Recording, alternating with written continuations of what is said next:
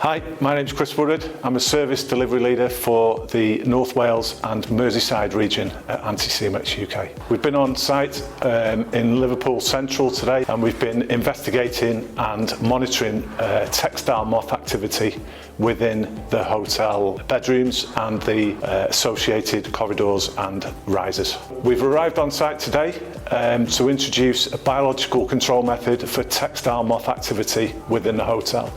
We reviewed the monitoring that was applied previously, and in areas where moth activity was present, we introduced biological control, which is parasitic wasps, they're microscopic wasps that parasitize textile moth eggs and then break the breeding cycle, so the eggs never hatch, never turn into larvae, and therefore there's no adults in the future.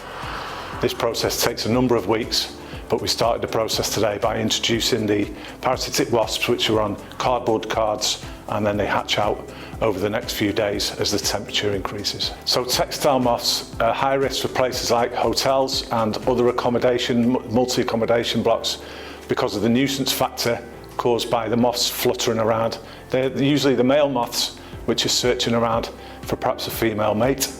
The female moths live within the fabric of the building, in the carpets, in natural fibres, and can cause damage where the moth larvae consume what can be expensive natural fibres such as cottons, wools.